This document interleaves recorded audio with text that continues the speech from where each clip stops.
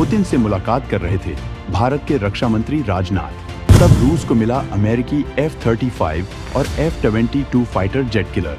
Putin ने भारत आने से पहले कर दिया है सबसे बड़ा ऐलान।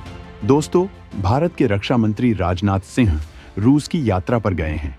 यहाँ उन्होंने भारतीय नौसेना के लिए स्टेल्थ युद्धपोत तुशील को रूस से रिसीव किया।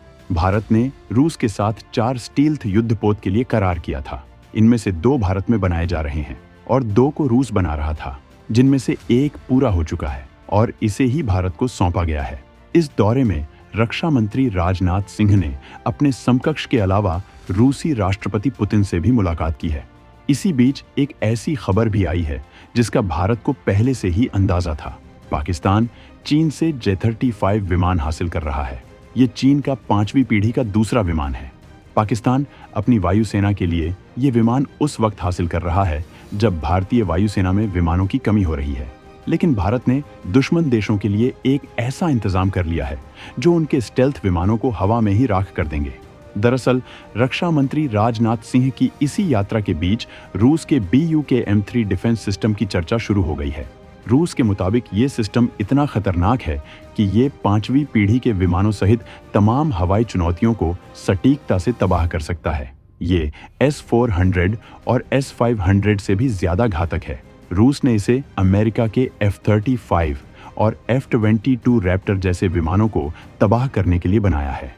माना जा रहा है कि भारत अंदर ही अंदर रूस से इस डिफेंस सिस्टम के लिए भी बात कर रहा है, जिससे वो दोनों दुश्मनों को एक साथ तबाह कर सकेगा।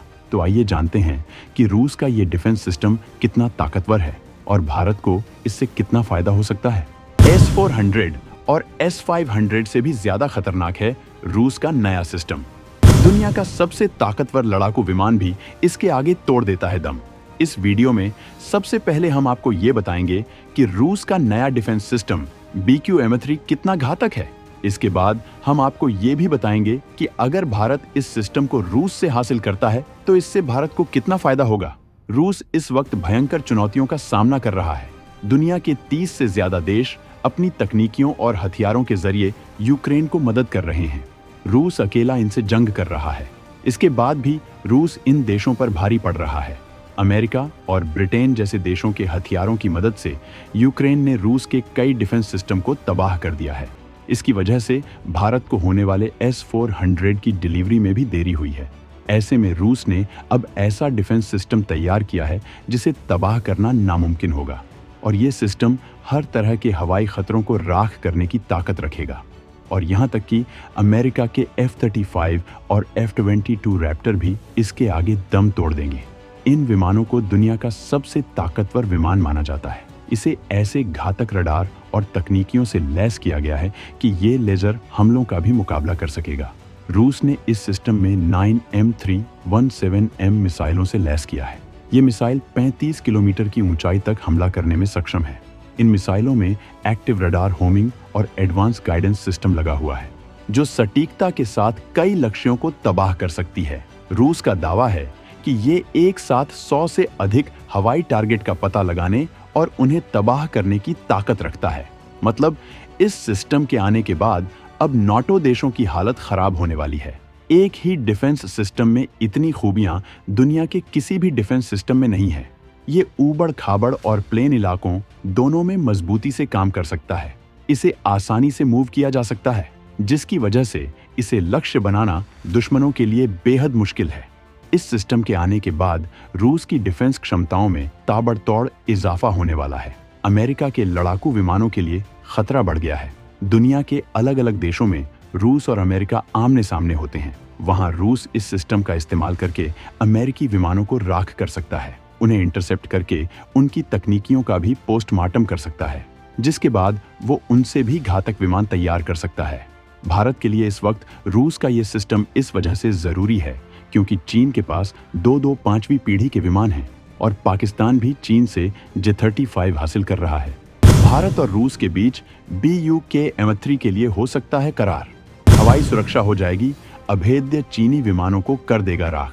अगर भारत रूस के साथ इस सिस्टम के लिए करार करता है तो इसके जरिए भारत अपनी हवाई सुरक्षा को मजबूत बना सकेगा। चीन और पाकिस्तान की जोड़ी मिलकर भी भारत की हवाई सीमा पार नहीं कर पाएंगे। भारत चीन के 5वीं पीढ़ी के विमानों को पलक झपकते ही राख कर देगा। ये सिस्टम तुर्की ड्रोन से लेकर मिसाइलों और लड़ाकू विमानों सबके लिए मौत साबित होगा।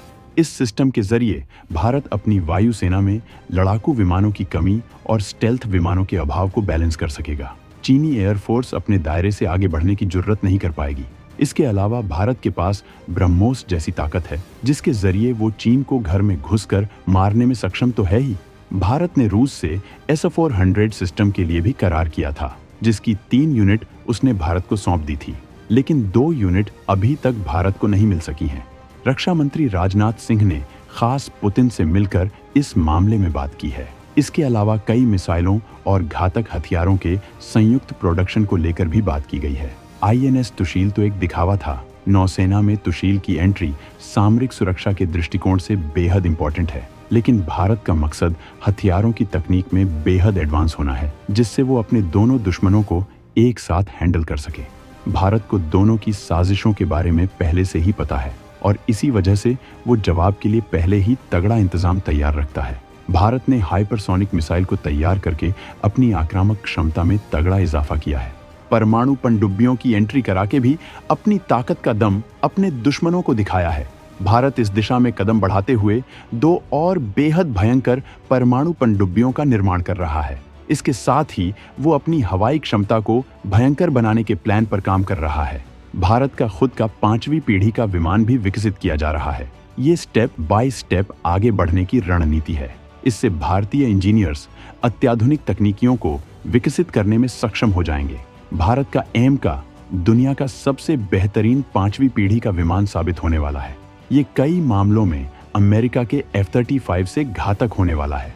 इसमें अत्याधुनिक AI और सॉफ्टवेयर के अलावा दमदार एवियोनिक्स और स्टेल्थ क्षमताओं का इस्तेमाल किया जाने वाला है, जिसकी वजह ये विमान अजेय साबित होगा।